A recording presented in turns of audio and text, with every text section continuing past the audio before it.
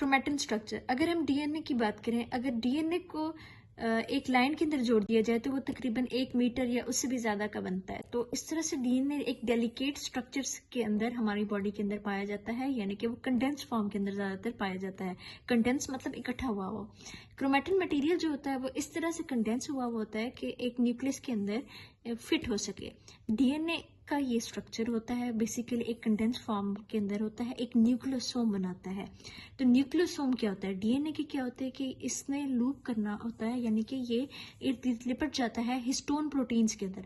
8 यहाँ पे इस तरह से क्या होता है कि ये एक 8 इस तरह से हिस्टोन प्रोटीन्स होती हैं, जिसके अराउंड क्या होता है डीएनए कॉइल करता है, यानी कि उसके अराउंड लूप बनाता है। जब वो लूप बना लेता है उसको हम कहते हैं न्यूक्लियोसोम। एक ऐसा लगता है जैसे बीड्स अराउंड अ स्ट्रिंग इस तरह से बना हुआ होता है। तो अब इसके न्यूक्लियोसोम के अंदर हिस्टोन प्रोटीन्स कौन कौन सी इन्वॉल्व होती हैं?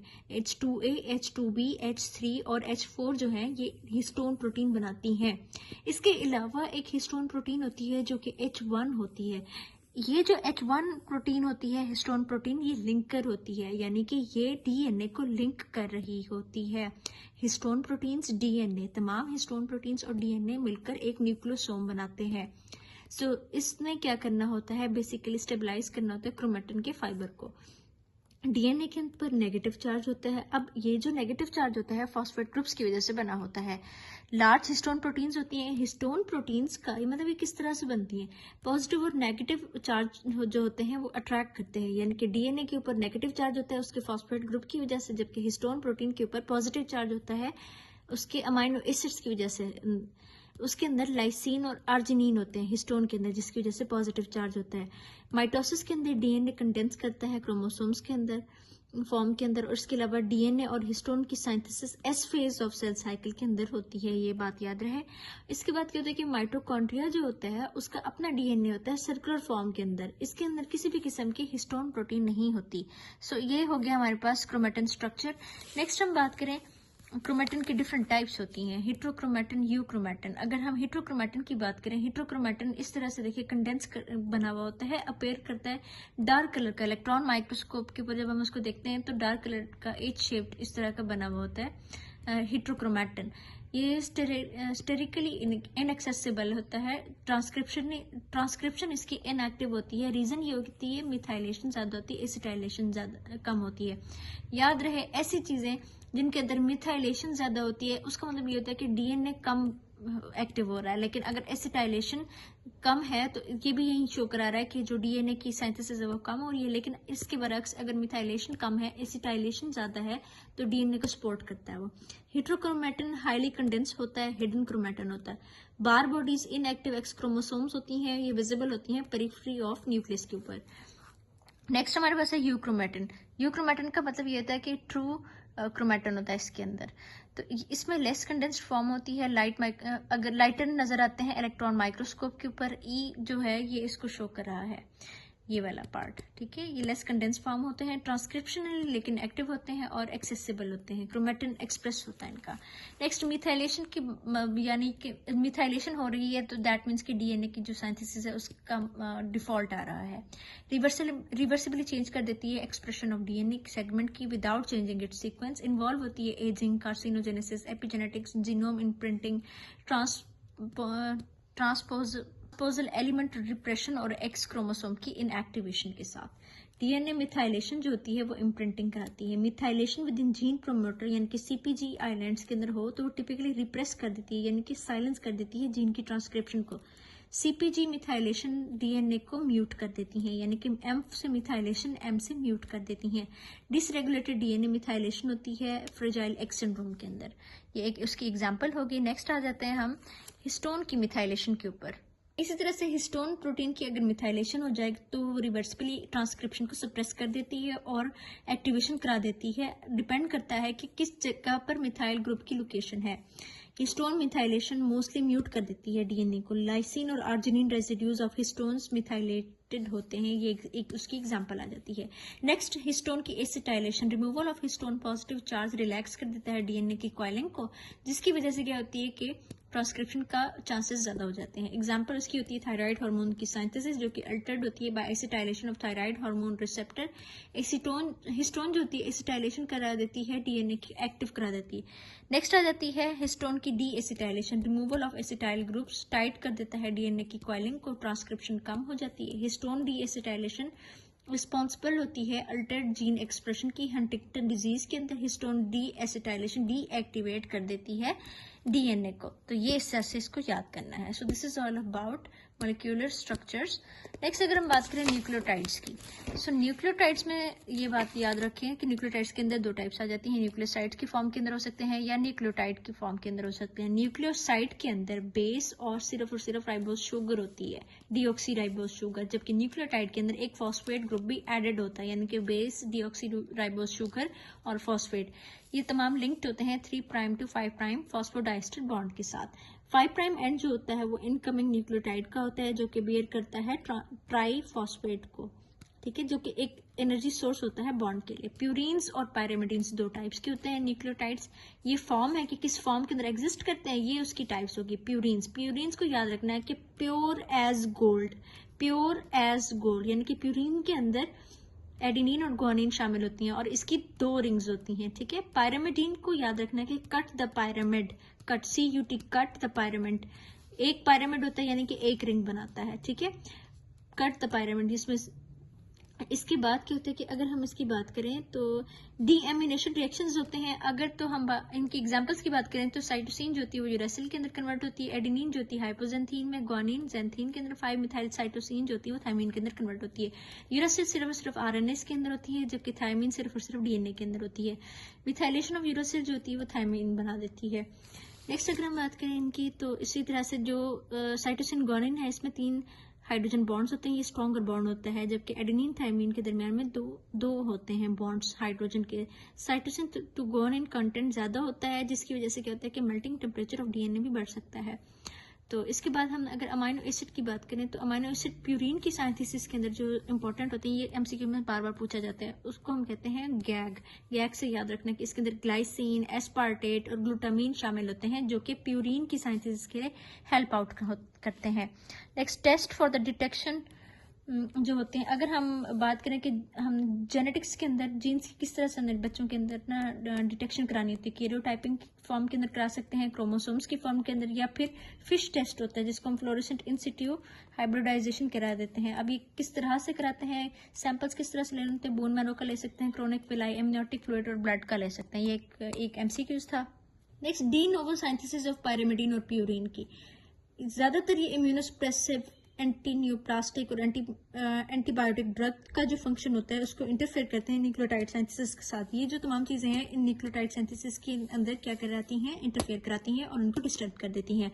अगर हम बात करें सबसे पहले राइबोस जो 5 फॉस्फेट होता है, उसने फॉस्फोराइबोसाइल पायरोफॉस्फेट के अंदर कन्वर्ट होना होता है with the help of PRPP synthetase enzyme, ठीक है।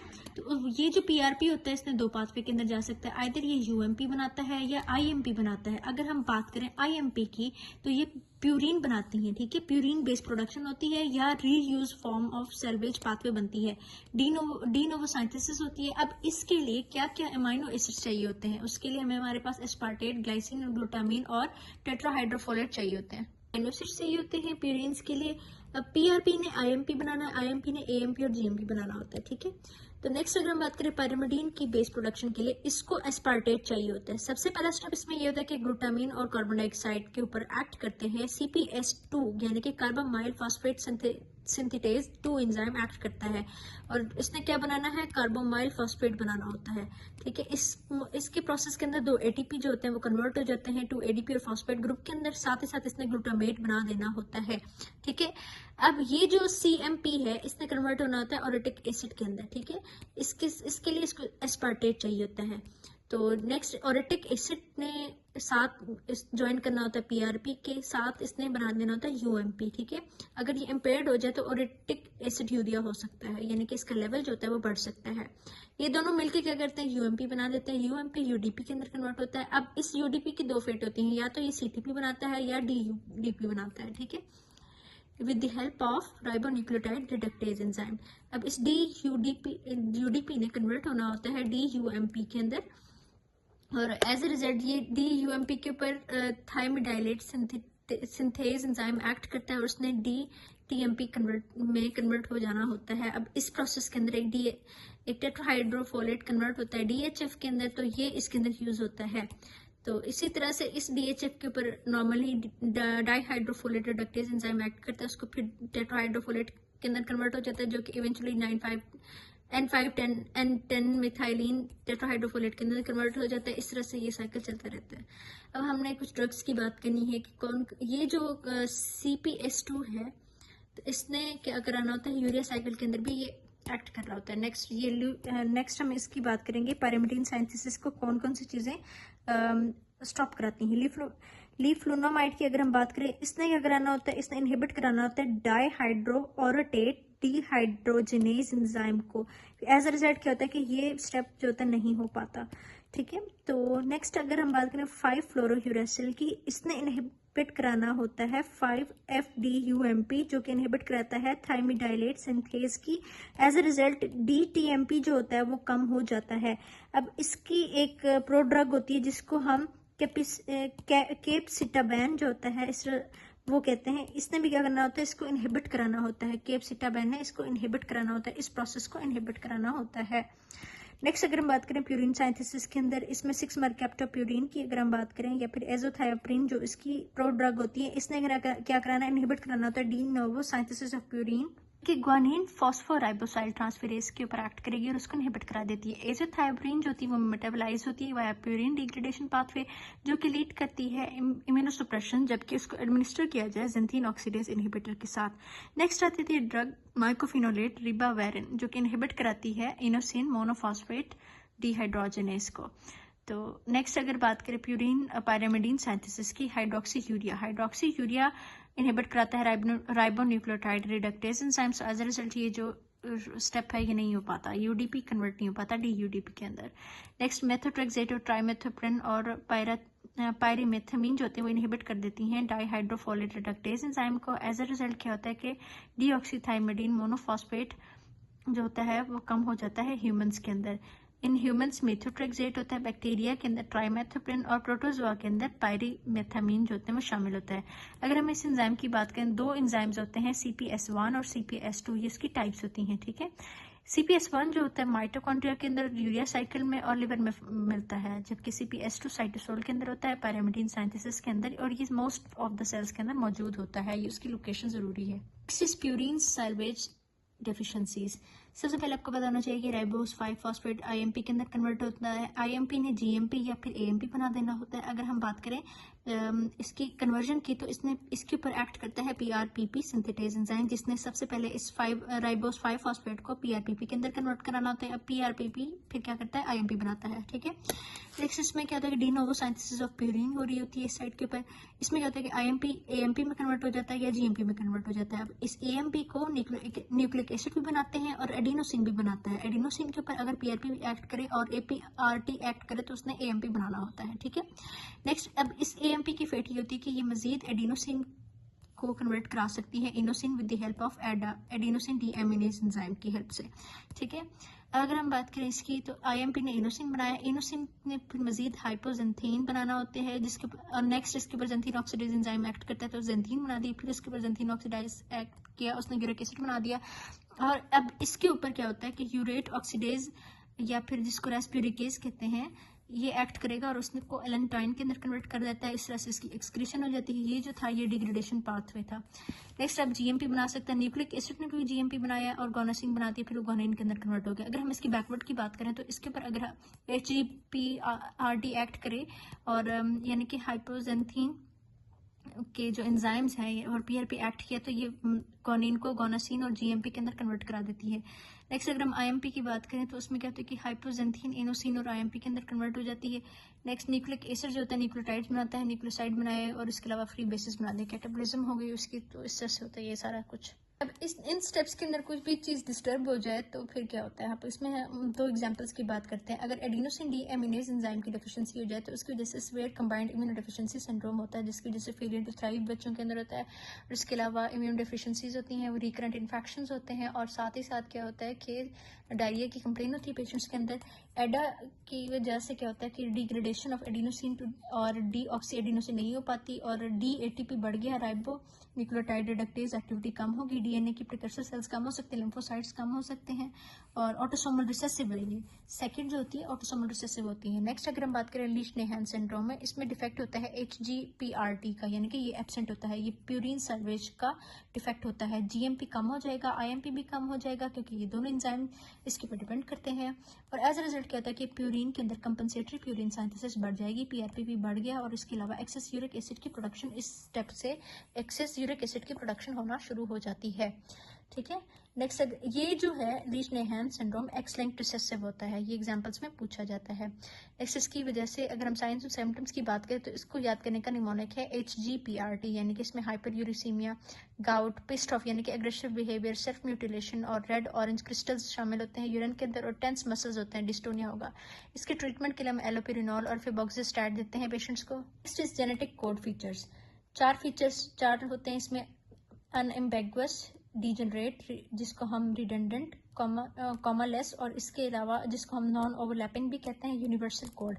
ये सारे क्या होते हैं कि जेनेटिक कोड्स होते हैं। अगर हम बात करें अनएम्बिगुअस की, इसमें हर एक जो स्पेसिफिक कोड होता है न्यूक्लियोटाइड्स का, जो कि सिर्फ और सिर्फ एक अमाइनो एसिड्स बनाता है। डीजनरेट और रिडंडेंट के अंदर मोस्ट अमाइनो एसिड्स जो होते हैं वो मल्टीपल कोड्स की वजह से, कोडॉन्स की वजह से बनते हैं। लेकिन अगर इसमें एक हाइपोथेसिस होती है जिसको हम वोबल हाइपोथेसिस कहते हैं, यानी कि अब एक कोडॉन के अंदर 3 न्यूक्लियोटाइड्स हो गए, फर्ज किया 3 होते हैं, ठीक है। तो उसमें जो पहले 2 न्यूक्लियोटाइड्स होते हैं वो तो एसेंशियल होते हैं फॉर एंटी कोडॉन रिकॉग्निशन, लेकिन जो तीसरा होता है वो वॉबल कर जाता है, यानी कि स्लिप कर जाता है, वो डिफर कर जाता है, वो इनसे मुतज़ाद कर जाता है, यानी कि उनके साथ नहीं चलता। इसमें एक्सेप्शन है मेथियोनिन की, यानी कि जिसके अंदर AUG शामिल है, और ट्रिप्टोफान की, जिसमें UGG इनकोड करता है बाय ओनली वन कोडॉन, एक कोडॉन से इनकोड करता है। कॉमननेस और ओवरलैपिंग के अंदर हमने रीड करना होता है from a fix starting point at a continuous sequence of basis, हमेशा एक ही फिक्स पॉइंट के साथ करते हैं। इसमें एक्सेप्ट जो होती हैं वो कुछ वायरसेस के अलावा, इसमें कॉमनलेस और नॉन ओवरलैपिंग सीक्वेंस होती है। यूनिवर्सल जो होते हैं वो यूनिवर्सल कोड, जेनेटिक कोड जो होता है वो कंजर्व्ड होता है थ्रू आउट द एवोल्यूशन, चाहे जितनी भी जनरेशन आ जाएं, जो यूनिवर्सल कोड है वो हमेशा वहीं रहता है, हर एक अमाइनो एसिड का जो पहले से नेचुरली है। एक्सेप्शन होती है ह्यूमंस के अंदर, फॉर एग्जांपल माइटोकॉन्ड्रिया में यूनिवर्सल कोड्स नहीं होते, यूनिवर्सल कोडॉन्स नहीं होंगे।